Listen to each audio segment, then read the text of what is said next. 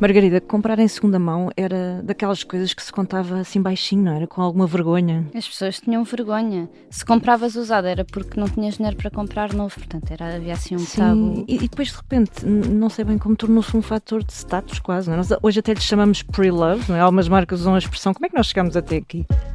Do Avesso, um podcast sobre moda com Margarida Brito Paes e Maria Ramos Silva. Na verdade, Portugal chegou um pouco mais tarde. Londres e Paris sempre foram famosas pelas lojas de segunda mão, com uma curadoria incrível. Aliás, tinhas aqueles bairros típicos que tinham as lojas especiais, era um roteiro turístico quase.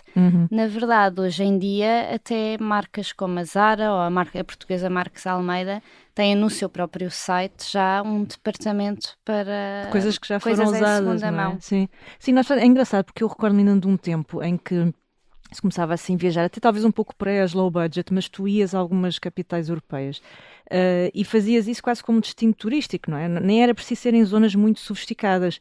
Eu ainda me lembro de algumas primeiras compras em Camden Town, não é? Ou em Porto Belo, aquilo fazia parte da viagem, no fundo, não é? Sim, havia todas, era quase que fazer os achados, não é? E depois descobrir onde é que estavam, depois havia pessoas que nunca te diziam exatamente a localização, onde é que era, que era para tu ir. Mas era um bocado de exceção, não é? Não era, é uma cidade, pronto, era uma coisa que se fazia parte, mas também não era propriamente uma coisa massificada, não é? Não, o que não acontece hoje em dia, não é? Porque hoje em dia o fenómeno tornou-se completamente transversal. Sim. Hoje em dia as pessoas já fazem as suas viagens a pensar também a incluir essas lojas de segunda mão. Algumas até só visitam lojas em segunda mão, de compras que têm ali reservado na viagem. Se calhar antes iam para os grandes armazéns e hoje em dia preferem ir para uma loja de esquina descobrir alguns tesouros. E eu acho que um dos grandes fatores para esta mudança, sobretudo para a geração mais nova, foi esta preocupação com o excesso de produção. E tu, quando começas a pensar nisso, faz de facto com que a segunda mão se torne uma opção mais falada e, claro, conforme as pessoas falam mais e menos tabu é o tema, também... Há menos estigma, não é? Sim, também acaba por se tornar uma tendência.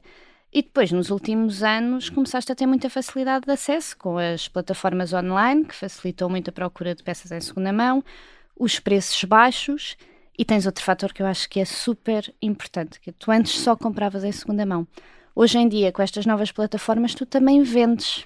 Pois. Portanto, muitas vezes tu começas por vender a tua própria roupa e não estares até propriamente interessada em comprar nada, mas já entras nesse mercado e depois dás por ti a pesquisar e acabas por te tornar também consumidor. Tipo de função, não é? E às vezes até podes estar a comprar já em terceira ou quarta mão, sabemos lá nós, não é? E as voltas que, sim, com tanta circularidade, não é?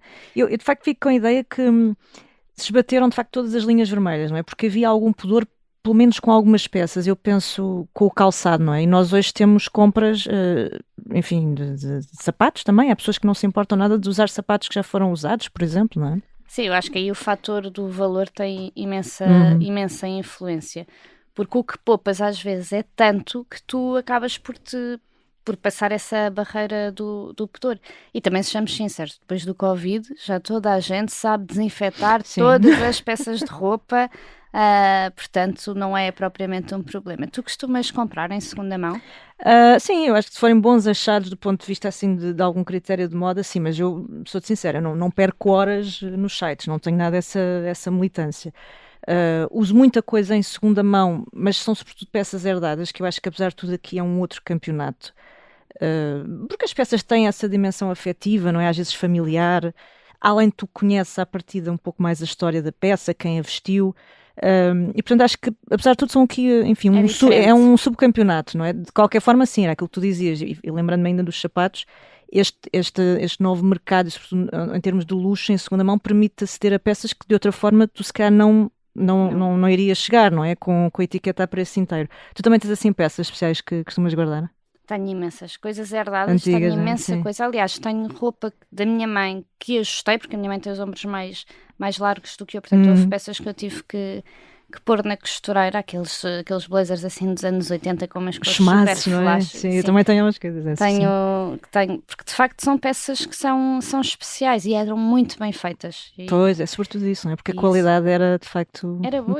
Aliás, tem de ser boa, porque são peças com 40 anos e tu ainda... duram, sim, ainda estão impecáveis. Depois tenho assim umas coisas mais especiais, por exemplo, como o vestido de noiva da minha avó, que acabei por transformar para uma parte... É um belo exemplo de recycling, não é? Sim. Basicamente a minha avó tinha um vestido de seda Devoré, que parecia renda, mas não era, e eu transformei o vestido e depois utilizei o tecido no meu vestido de noiva. Portanto, acho que é assim a peça mais especial, e tinha 50 anos quando foi reutilizado. Portanto, tem um lado emocional de facto muito importante. Sim, mas tu também tiveste a tua fase vintage, que eu sei, não é? Como é que tu foste vivendo esse fenómeno? E já tem assim alguns anos, mas é preciso, de facto, investir algum tempo naquilo, não é? Olha, não só tive a fase vintage, como estou numa nova fase. Oh meu Deus, uma nova etapa vintage.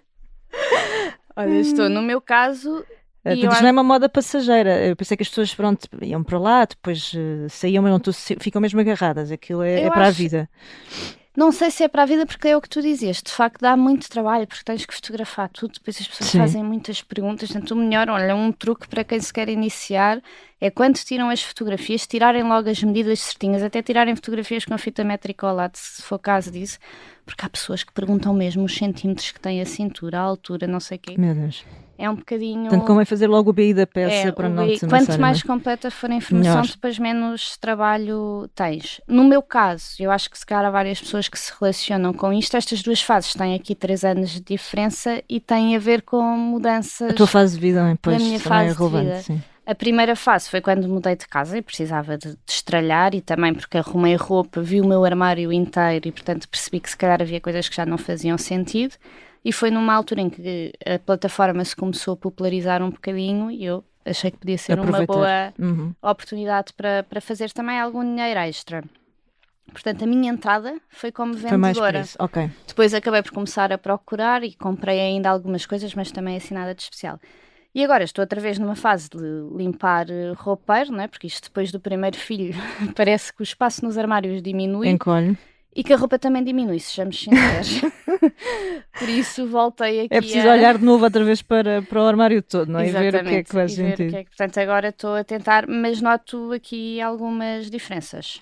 Notas diferenças, sobretudo no próprio, ou seja, na experiência de consumo, nas pessoas que estão lá?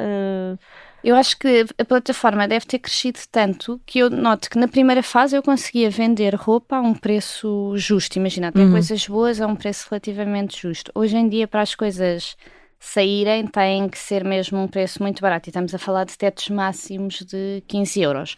A não ser, claro, que tenhas uma peça muito especial, de uma marca e tal, e aí consegues pôr mais caro. Mas existe muito essa tendência, neste momento, nesta plataforma em concreto, para ser um consumo de coisas muito, muito baratas, que eu acho que no início não acontecia tanto. As pessoas iam se calhar à procura de uma coisa mais, lá está, que podia ser um bocadinho mais upscale, não é? E agora, apesar de tudo, desceu aí o valor de mercado. Uma coisa que eu acho muito interessante nestas plataformas, e não só na Vinted, é que claramente a oferta vai continuar a subir, não é? Pelo menos é o que nos dizem os números. Os números prevêem que o mercado da segunda mão atinja 350 mil milhões até 2028. Portanto, há toda uma geração Z, creio eu, que já se afasta muito das coisas novas, não é? Ou pelo menos tem muita atenção a este segmento. Está-me disponível para está, procurar. Mas tu não achas que, será que também não encontraram apenas mais um marketplace? É que eu às vezes também penso nisso, nesta dúvida existencial. Talvez seja mais um, mas eu acho que aqui o que diferencia se calhar da nossa geração, que é a geração acima, é que nós se calhar procuramos na loja tradicional primeiro. E eu acho que a geração Z já é muito natural esta procura primeiro numa plataforma ou loja em segunda mão. E aqui, de facto, o fator económico também é importante. Tu tens vestidos a 3 euros que foram usados poucas vezes. Portanto, é fácil veres este mercado como apelativo, não é? Apelativo e até preferencial. Sim. Mas eu ao mesmo tempo, lá está, isso deixa-me com aqueles sentimentos mistos, quando falamos de consumir mais, ou neste caso de um certo imperativo de consumir menos, não é? Porque quando tu olhas para estas plataformas, e claro que, por exemplo, um vestiário coletivo é muito diferente de um OLX ou de uma Humana, mas eu também sinto depois que entra aqui em campo uma coisa que é o falso vintage, não é? Ou se tu quiseres, vintage e segunda mão são coisas totalmente diferentes, pronto, mas sobretudo também aquele quase falso segunda mão, se quiseres, não é? Porque depois também tens muito um fenómeno que eu vejo, que é: vais a uma fast fashion, compras uma coisa já de si barata e de qualidade talvez inferior, sei lá, um vestido para um casamento, não é? Usas uma vez, depois no dia a seguir pões à venda na plataforma ainda podes ganhar uns trocos com isso, mas quer dizer, na verdade, que vida é que aquele vestido teve de primeira mão, não é? Isto, de certa forma, não acaba por ser um pouco perverso. Nós pensamos que estamos a fazer uma coisa a ajudar, mas na verdade estamos só a produzir mais e a consumir mais, não é? Sim, até acontece, há muita coisa que é vendida com etiqueta, ou seja, pois, que as pessoas também é nem extraordinário, sim. Porque tens de facto um consumidor que compra tanto no mass market que acaba por não usar as coisas logo não e consegue. Depois quando se calhar veste não gosta e já não vai vai a tempo de trocar ou acha que lhe dá muito trabalho trocar e portanto tens de facto imensa coisa com a etiqueta e aí o argumento da sustentabilidade cai completamente por terra. A verdade é que se tu não compras de forma consciente, seja em que marketplace for, seja o que for, seja luzes, seja mass market, seja segunda mão, não seja, nada é sustentável. Sim, a verdade é essa, não é? A única forma de ser sustentável é ter consciência do que estás a comprar, mas claro que existem também vários tipos de consumo nestas Sim, eu acho que tens aquilo que é muito apelativo, é tens aquele efeito scroll, não é? Infinito, quando nós falamos de aplicações, que na verdade é o que te acaba por acontecer também com lojas tradicionais, mas neste caso encontras coisas tão baratas, compras muito por impulso, não é? Vai totalmente contra aquela máxima atual, que de resto não é nova, mas que tem sido um pouco resgatada, que é voltar a apostar em coisas boas e duráveis, de forma a que é comprarmos menos. Isso é fundamental. Que é fundamental, na verdade, mas depois isto é muito difícil conseguir respeitar isso no meio desta oferta toda, não é? Mas bom, eu sei que também há quem seja mais criterioso e tente procurar coisas específicas, de facto. E, enfim, tens quem procure tesouros, sim, como, é verdade, como tu própria sim. dizias que é a tua forma de consumir, não é? Fazendo muitas vezes pesquisas logo por marcas que já sabem que são boas, por peças que sabem que têm um bom corte. E normalmente este tipo de consumidor é um consumidor que conhece moda e que sabe muito bem aquilo que está a comprar. No fundo, procura um artigo de luxo a um preço que possa pagar. Sim. Que é também um fator aqui importante que a segunda mão vai oferecer. Mas depois também tens casos de pessoas que procuram peças concretas, às vezes até coisas que elas próprias tinham no armário e que por alguma razão ou se estragou ou perderam, não é? Sim. E depois andam loucas para encontrar igual, à procura de encontrarem uma coisa igual. E o incrível é que a oferta é tanta que encontram, não é? Muitas vezes são bem-sucedidas. Sim, mas têm que ter muita paciência. Sim, é verdade, mas encontra. O mais incrível é que de facto conseguem muitas vezes ouvir isso. Eu lembro sempre de uma amiga que tinha perdido ou estragado, não me recordo, um comando de televisão e conseguiu encontrar um comando exatamente igual a uma destas plataformas. Portanto, não é de moda, mas para mostrar como é possível encontrar as coisas mais inesperadas.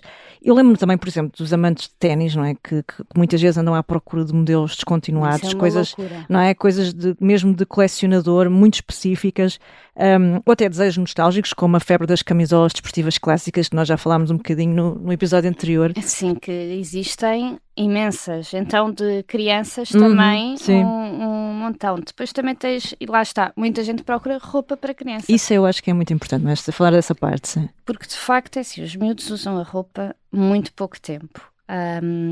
E portanto, muitas vezes nestas plataformas tu encontras roupa ótima que foi usada aí sim 2 vezes, mas não por uma questão de capricho. Aí mas é mesmo o que é, não é? Porque deixa de servir, assim. E acaba por ser aqui uma ótima forma de tu conseguires ter um armário para os teus filhos que seja de forma mais económica também, e também a roupa dos teus filhos depois conseguires vender, porque nós antes, pelo menos as nossas mães, tinham muito aquela coisa de guardar a roupa. Pois era, guardava-se tudo, sim. Para os primos e não sei o quê, mas hoje em dia também... As famílias são diferentes As também, famílias são diferentes, a roupa não é feita para durar tanto. Não é tão prática também, não é? Tu já tens os próprios sistemas da roupa que facilitam a vida e que não... Os próprios usam roupa diferente, não é? É verdade, para a escola, se cá ao fim de semana não com os folhinhos e os vestidinhos, mas para a escola são leggings e t-shirts e sweatshirts. Sim, tem que ser muito mais prático. Não são propriamente assim uma peça que tu achas que vai ser super importante. Sim, não vais filhos, guardar assim uma legging netos, sim, é? acho que sim. Portanto, acaba por ser aqui uma boa reciclagem. Mas diz uma coisa, tudo isto claramente, pelo menos a meu parecer, implica horas de pesquisa exaustiva, não é? Porque realmente aquilo é um saco sem fundo e a oferta é cada vez maior. Como é que uma pessoa se pode organizar de uma forma prática? Ou seja, tu concretamente, se vais procurar uma coisa para bebê, como é que tu te organizas, por exemplo, num site destes? Olha, há alguns truques. Primeiro tem os filtros que te ajudam imenso. Portanto, tu podes procurar a marca que queres, o tipo de roupa que queres, a idade que queres. Depois, como há muita oferta, eu acho que o ideal é, depois de já teres andado ali há algum tempo, é identificares alguns utilizadores que tenham mais ou menos o mesmo, isto serve para crianças ou para adultos, que tenham o mesmo gosto do que tu, que estejam a vender os números que tu precisas, ou seja, no caso dos miúdos, onde ser pessoas que têm filhos que são um ano mais velhos do que os teus, não é? E segues essas pessoas e, portanto, acabas por ser logo direcionada para ver o que tem. Aliás, eu conheço pessoas que conseguem encontrar roupa igual para os 4 filhos. Bem, isso é extraordinário. Tudo em segunda mão. Portanto, já seguem muito bem, sabem quem seguir, não é? Exatamente. Muitas vezes vem a coleção anterior da Zara, por exemplo, já sabem quais são as peças que querem e já fazem essa pesquisa pelas peças concretas. De facto, é toda uma outra forma de comprar. Há aqui depois ainda um outro degrau acima, porque imagina, os bebés ainda não fazem compras sozinhos, não é? São as mães ou os pais que fazem por eles, mas imagina, quando tu pensas num adolescente que já tem, se quer algum pocket money, não é? E também já tem poder de decisão e de escolha, eu penso, com esta oferta toda e sobretudo tão acessível, como é que se trava, por exemplo, a pulsão de uma miúda ou de um miúdo que quer mais um top ou mais umas calças que só custa 3 euros ou 5 euros, não é? E depois há outra questão aqui também, na verdade, como é que as marcas contrariam esta corrente para tentar continuar a escoar as novidades, não é? Porque continuam a pôr novidades no mercado. Olha, de facto são questões difíceis de responder. Grandes dilemas, não é? Grandes dilemas. Eu acho que em relação aos adolescentes é muito importante. Passa muito por ensinar a consumir roupa de forma consciente. Como qualquer outra coisa, não é? Nós ensinamos coisas muito fundamentais em termos de educação aos miúdos, também podemos ensinar esta parte do consumo. Claro, e aproveitando que eles já estão tão despertos aqui para a sustentabilidade, é explicar-lhes que consumir de forma consciente é um elemento fundamental para ser sustentável. Ou seja, tu sabes distinguir uma peça que vai durar de uma peça que não vai durar. E isso implica ter noção dos materiais, dos acabamentos da própria peça, da própria intemporalidade do design. Por exemplo, uma coisa muito prática, camisolas de malha. Tens que saber ler a etiqueta. Se vês que tem só fibras naturais, se for só fibras naturais, sabes que te vai aquecer mais, que é uma peça que, por ser fibra natural, não agarra tantos cheiros, portanto tens que lavar menos, tens só que ter um daqueles tira-borbotos, porque normalmente as fibras naturais fazem mais borbotos. Mas tem essas vantagens, é uma camisola melhor. Se for só material sintético, já sabes que vai durar menos, que vais ter que estar sempre a lavar. Portanto, é importante aqui saber ler, ou seja, a segunda mão é possível comprar de forma mais consciente também em segunda mão, e isso vai fazer a diferença. Há algumas peças que eu me lembro, por exemplo, em termos de investimento, além das carteiras, não é? Há um ótimo exemplo também de acessórios e de peças para investir de forma consciente, para mim, que são os sobretudos, não é? Os casacos de uma forma, os casacos mais estruturados, mas os sobretudos. De facto, se cá faz mais sentido comprar um Maximar ou um Barbour, não é? Tipo, são peças clássicas, de marcas clássicas reconhecidas também pela qualidade, e portanto a pessoa sabe que mesmo em segunda mão está a comprar uma coisa que, pronto, à partida, não é? Dá-lhe alguma garantia de que a coisa vai correr bem, não é? E nesse caso faz sentido, se calhar, comprar em segunda mão, assumidamente, porque são peças muito caras e que não estão ao acesso de toda a gente. Sim. Agora, esta geração mais nova quer ser sustentável, mas lá está, às vezes é tudo muito pela rama. Há fatores que contribuem para isso de formas muito diferentes, portanto, lá está.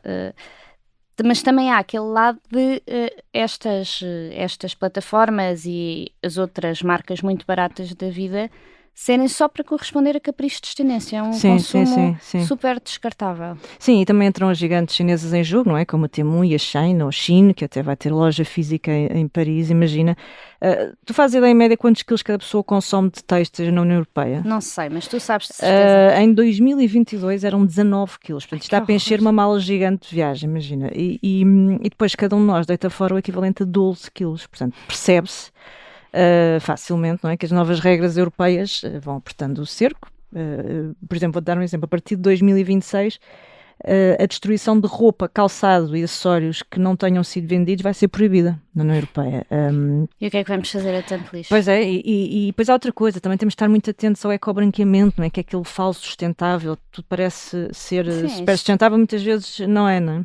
Passa tudo por ensinar a ler etiquetas e a perceber como é que as coisas são feitas, como já falámos. E de facto a única forma de defender as marcas e até a produção na Europa é apertar o cerco, porque estas marcas que produzem na Ásia são muito competitivas. É impossível tu chegares lá com os mesmos preços. Olha, Margarida, nós temos é que seguir, sabes o quê? É o exemplo das figuras da realeza. Elas próprias já estão a reutilizar looks, muitas vezes vão trocando roupa entre si. Eu penso que foi a Amália da Holanda que apareceu publicamente há muito pouco tempo com um vestido que era da irmã, enfim, portanto acho que dá um bom exemplo e que será um pretexto para todo um outro podcast. Sim, também usam sempre peças super clássicas e que duram imenso no tempo, portanto são um ótimo, é verdade, é um ótimo exemplo. Olha, mas sabes que agora até maquiagem, há pessoas que compram nestas vintage, isso, a sério? Vintage, porque há muita coisa que ainda vem fechadinha e acabam por comprar. Eu isso já não sei se me arriscava. Ainda não, mas pode ser de facto um bom investimento, não é? Quando nós pensamos em perfumes, por exemplo, que são aqueles... E que ainda por cima são cada vez mais caros. Portanto... Há um tipo de artigos que será possível, mas também a maquilhagem é um mundo. É um mundo. Margarida, por falar em maquilhagem, nós temos aí a Halloween à porta, não é? E se nós quisermos fazer uma coisa tão elaborada em nós próprios como a Heidi Klum costuma fazer, temos de começar já. Temos de começar já, senão não vamos a tempo, porque aquilo é caracterização de cinema, portanto temos muito que trabalhar. Por isso, até para a semana e vamos começar a trabalhar nisso. Vamos nisso, até para a semana.